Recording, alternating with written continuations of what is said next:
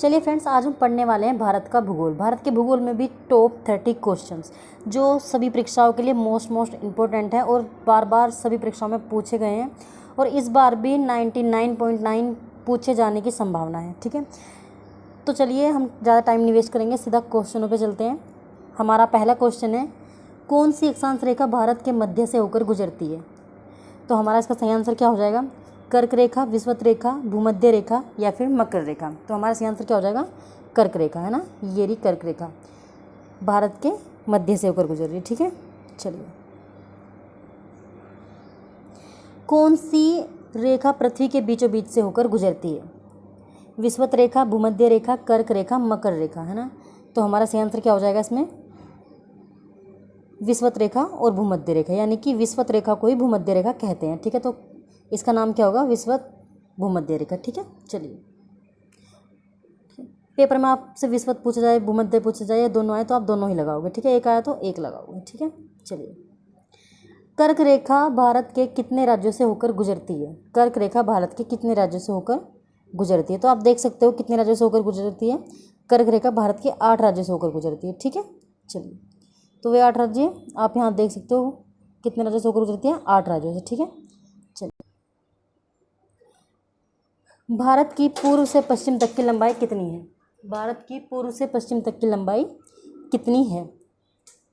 तो हमारा सही आंसर होगा 2.933 किलोमीटर, 2314 किलोमीटर, 5215 किलोमीटर, 6263 किलोमीटर। तो हमारा सही आंसर क्या हो जाएगा? भारत की पूर्व से पश्चिम तक की लंबाई 2.933 किलोमीटर। ठीक है, 2.933 किलोमीटर। और ये 3214 किलोमीटर है, ये क्या है? पश्चिम से उत्तर से दक्षिण तक की, ये है उत्तर से दक्षिण तक, उत्तर से दक्षिण तक। ठीक है, 3214 किलोमीटर उत्तर से दक्षिण तक है, पूर्व से पश्चिम तक है 2933 किलोमीटर। ठीक है, चलिए, ये आप देख सकते हो, ये रहा। ठीक है, चलो, भारत का क्षेत्रफल विश्व के कुल भौगोलिक क्षेत्रफल का कितना है? हमारा सही आंसर हो जाएगा 7.5, 2.4, 6.5, 8.5। तो हमारा सही आंसर क्या हो जाएगा? 2.4। भारत का क्षेत्रफल विश्व के कुल भौगोलिक क्षेत्रफल का कितना है? 2.4। भारत किस गोलार्ध में स्थित है? भारत किस गोलार्ध में स्थित है? उत्तरी गोलार्ध, दक्षिणी गोलार्ध, उत्तरी और पूर्वी गोलार्ध या फिर पश्चिमी गोलार्ध? तो हमारा सही आंसर क्या हो जाएगा? उत्तरी गोलार्ध, ना। हमारा सही आंसर हो जाएगा उत्तरी गोलार्ध में। ये रहा हमारा भारत। ठीक है, चलिए, भारत का दूर दक्षिण भाग की भूमध्य रेखा से दूरी कितनी है? तो हमारा सही आंसर हो जाएगा 876 किलोमीटर, 776 किलोमीटर, 106 किलोमीटर या फिर 676 किलोमीटर। तो हमारा सही आंसर हो जाएगा 876 किलोमीटर। ठीक है, भारत का दूर दक्षिण भाग की भूमध्य रेखा की दूरी कितनी है? 876 किलोमीटर। भारत की स्थलीय सीमा की लंबाई कितनी है? भारत की स्थलीय सीमा की लंबाई है, हमारा इसमें सही आंसर क्या हो जाएगा? भारत की स्थलीय सीमा है 15,200। ठीक है, 15,200। चलिए, और हमने अभी देखा था कि कौन सी रेखा पृथ्वी के बीचों बीच से होकर गुजरती है, तो यह है भूमध्य रेखा और विषुवत रेखा। ठीक है, जो एक ही है।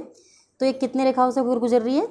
13 राज्यों से। ये 13 राज्यों से होकर गुजर रही है। ठीक है, कितने राज्यों से होकर गुजर रही है? ये 13 राज्यों से होकर। ठीक है, और चलिए, विषुवत रेखा को और क्या कहा जाता है? इसे इक्वेटर भी कहा जाता है। ठीक है, इक्वेटर। ठीक है, इसे इक्वेटर भी कहा जाता है, इस वाले को, विषुवत रेखा और भूमध्य रेखा को। चलिए, तो हमारा ये हो गया था। भारत में कितने राज्य समुद्र तट से मिलते हैं? भारत में कितने राज्य समुद्र तट से मिलते हैं? 9 राज्य, 8 राज्य, 7 राज्य या फिर 5 राज्य? तो हमारा सही आंसर हो जाएगा 9 राज्य। ठीक है, वे 9 राज्य कौन कौन से हैं? महाराष्ट्र है, गुजरात है, गोवा है, कर्नाटक है, ठीक है, केरल है, तमिलनाडु है, आंध्र प्रदेश है, उड़ीसा है। ठीक है, चलिए, और जी पश्चिम बंगाल है। ठीक है, ये आप देख सकते हो। ठीक है, ये आप देख सकते हो। भारत में निम्नलिखित में से किस राज्य की तटरेखा सबसे लंबी है? ठीक है, भारत में निम्नलिखित में से किस राज्य की तटरेखा सबसे लंबी है? तो आप देख रहे हो सबसे लंबी किसकी है? गुजरात की। ठीक है, तो हमारा सही आंसर हो जाएगा गुजरात। और सबसे छोटी किसकी है? आप देख रहे हो सबसे छोटी है गोवा, है ना। चलिए, निम्नलिखित भारतीय राज्यों में से किससे होकर कर्क रेखा नहीं गुजरती है? उत्तर प्रदेश, उड़ीसा, राजस्थान, गुजरात। तो आप देख सकते हो किससे होकर गुजरती है, किस किस से होकर गुजरती है?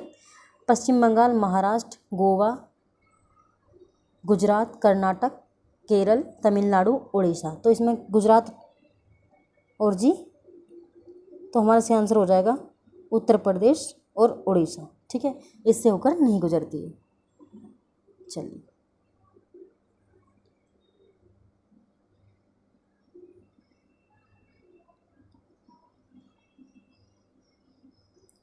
प्राचीन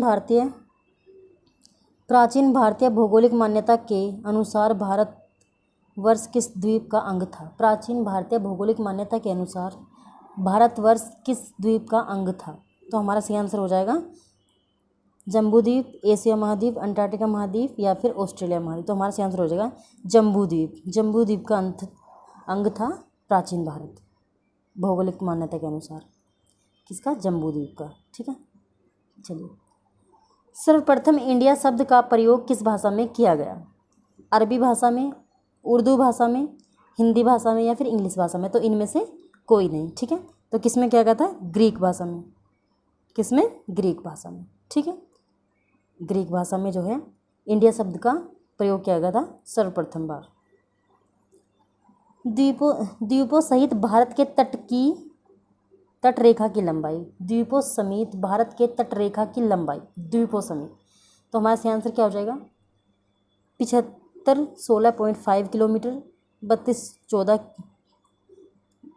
किलोमीटर या फिर 15,200 किलोमीटर या फिर 876 किलोमीटर या फिर 3214 किलोमीटर या फिर 7,516.5 किलोमीटर। तो हमारा सही आंसर कितना हो जाएगा? ये हो जाएगा, चलिए, क्या हो जाएगा? 75-16.5 किलोमीटर। भारतीय मानक समय आधारित है। भारतीय मानक समय आधारित है 32 डिग्री 30 पूर्वी देशांतर, 8 डिग्री 4 उत्तरी देशांतर, 30 डिग्री पश्चिमी देशांतर या फिर 28 डिग्री दक्षिणी देशांतर। तो हमारा सही आंसर क्या हो जाएगा? 32 डिग्री 30 पूर्वी देशांतर। ठीक है, ये हमारा भारतीय मानक समय आधारित है। इस पर, किस पर? 32 डिग्री 30 पूर्वी देशांतर पर हमारा भारतीय मानक समय आधारित है। भारत का वह राज्य जिससे कर्क रेखा नहीं गुजरती है। भारत का वह राज्य जिससे कर्क रेखा नहीं गुजरती है। तो हमारा सही आंसर क्या हो जाएगा? भारत का वह राज्य जिससे कर्क रेखा नहीं गुजरती है उत्तर प्रदेश, उड़ीसा, झारखंड, गुजरात। जिससे नहीं गुजरती है, तो हमारा सही आंसर हो जाएगा, जिससे गुजरती है। भारत का वह राज्य जिससे कर्क रेखा गुजरती है, तो क्या? उत्तर प्रदेश, उड़ीसा, झारखंड, गुजरात। तो हमारा सही आंसर हो जाएगा गुजरात और झारखंड। ठीक है, गुजरात और झारखंड हमारा सही आंसर हो जाएगा कर्क रेखा। चलिए, भारत का दक्षिणतम बिंदु है। भारत का दक्षिणतम बिंदु है, तो इसका हमारा सही आंसर क्या हो जाएगा? इंदिरा पॉइंट, पार्सन पॉइंट, लाही चिंग पॉइंट या फिर पिगमिलियन पॉइंट। तो हमारा सही आंसर हो जाएगा, हमारे सही आंसर हो जाएंगे सभी, कि इंदिरा पॉइंट है, लेकिन इंदिरा पॉइंट के सारे नाम हैं। ठीक है, इंदिरा पॉइंट को लाही चिंग भी कहा जाता है, पार्सन पॉइंट भी कहा जाता है और पिगमिलियन पॉइंट भी कहा जाता है इंदिरा पॉइंट को। ठीक है, भारत का दक्षिणतम पॉइंट। चलिए, भारत की मुख्य भूमि की दक्षिण सीमा। भारत की मुख्य भूमि की दक्षिण सीमा 8 डिग्री 4 उत्तरी अक्षांश, 82 डिग्री 30 पूर्वी देशांतर, 30 डिग्री उत्तरी और पूर्वी देशांतर। तो हमारा सही आंसर हो जाएगा 8 डिग्री 4 उत्तरी अक्षांश। ठीक है, 8 डिग्री 4 उत्तरी अक्षांश हमारा सही आंसर हो जाएगा। भारत की मुख्य भूमि 8 डिग्री 4 उत्तरी अक्षांश। चलिए, भारत का प्रमाणिक समय उसे स्थान का स्थानीय समय है जो की स्थित है। भारत का प्रमाणिक समय उस स्थान का स्थानीय समय है जो कि स्थित है कहाँ? इलाहाबाद के समीप, सहारनपुर के समीप, मुरादाबाद के समीप या फिर बलिया के समीप। तो हमारा सही आंसर हो जाएगा इलाहाबाद के समीप। किसके समीप? इलाहाबाद के। चलिए, भारत के कुल क्षेत्रफल का कितना प्रतिशत भाग पर्वतीय क्षेत्र मध्य समुद्र तल से 2135 मीटर या अधिक ऊंचाई के अंतर्गत आता है? तो क्या कहलाता है? ये हमारा सही आंसर हो जाएगा 10.7%, 29.3%, 27.7% या फिर 8.4%। हमारा सही आंसर हो जाएगा 10.7%। कितना ऊंचा है? 10.7% कहलाएगा।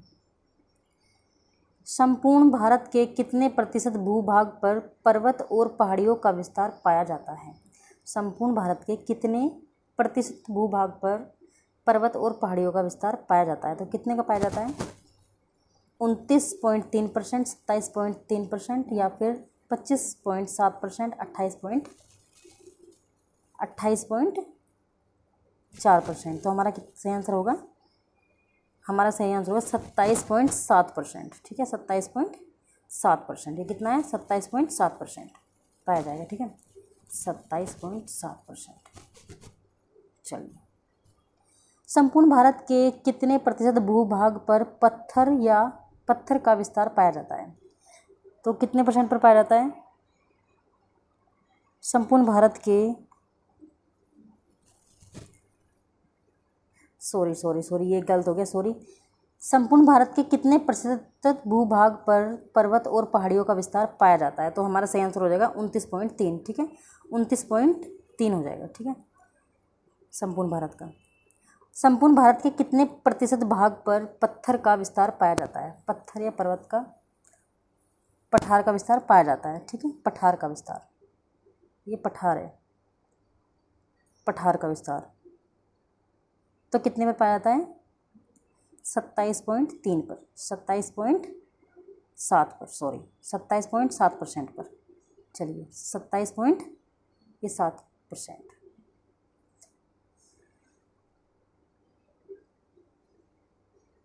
भारत के स्थल में सबसे दूर स्थल का नाम क्या होगा? भारत के स्थल में सबसे दूर स्थल का नाम क्या होगा? इंदिरा पॉइंट, रेड क्लिफ, खुजरव दर्रा। तो हमारा सही आंसर होगा इंदिरा पॉइंट। ठीक है, क्या होगा? इंदिरा पॉइंट। इंदिरा पॉइंट भारत का दूर स्थल, मतलब सबसे दूर स्थल है। ठीक है, चलिए, भारत की तटरेखा की लंबाई कितनी होगी? भारत की तटरेखा वो थी भारत, मतलब द्वीपों समेत भारत की तटरेखा। तो कितनी थी? द्वीपों समेत भारत की तटरेखा कितनी थी? ये थी 7516.5%, 5 किलोमीटर। ठीक है, और भारत की तटरेखा की लंबाई कितनी होगी? 6100 किलोमीटर। ठीक है, कितनी होगी? इसका सही आंसर होगा 6100 किलोमीटर। ठीक है, 6100 किलोमीटर। निम्नलिखित में से कौन सा स्थान भूमध्य रेखा के निकटतम स्थित है? भूमध्य रेखा के निकटतम स्थित है। Indira point, red Cliff, Andaman Nicobar. तो हमारा सही आंसर क्या हो जाएगा?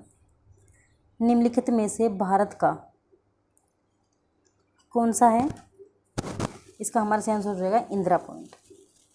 भारत का भूमध्य रेखा के निकटतम स्थित इंदिरा पॉइंट। ठीक है, चलिए, भारत का दक्षिणतम स्थान इंदिरा पॉइंट कहाँ स्थित है? भारत का दक्षिणतम इंदिरा पॉइंट स्थान कहाँ स्थित है? अंडमान निकोबार द्वीप समूह, श्रीलंका, अंटार्कटिका महाद्वीप या फिर एशिया महाद्वीप। तो हमारा सही आंसर हो जाएगा अंडमान निकोबार द्वीप समूह। कितना हो जाएगा? क्या हो जाएगा? अंडमान निकोबार द्वीप समूह। चलिए, भारत और पाकिस्तान के बीच अंतर्राष्ट्रीय सीमा किसके द्वारा सीमान अंकित की गई है? Radcliffe line, Indira point, Durand line या फिर पार्सन पॉइंट। तो हमारा सही आंसर क्या हो जाएगा? Red Cliff line. हमारा सही आंसर हो जाएगा रेड क्लिफ लाइन। ठीक है, रेड क्लिफ लाइन। चलिए, भारत के सुदूर पूर्व में भारत के साथ सर्वाधिक अंतर्राष्ट्रीय सीमा बनाता है? श्रीलंका, अंडमान निकोबार या फिर म्यांमार या फिर चीन। हमारा सही आंसर हो जाएगा म्यांमार। ठीक है, भारत के पूर्व में क्या है? म्यांमार। चलिए, श्रीलंका तो दक्षिण में है, ठीक है, ये क्या है, दक्षिण में। चलिए, तो चलिए फ्रेंड्स, आज की वीडियो हमारी यहीं पे ख़त्म होती है, ठीक है। अगर वीडियो आपको पसंद आई हो तो लाइक करें, सब्सक्राइब करें। Thank you so much. चलिए।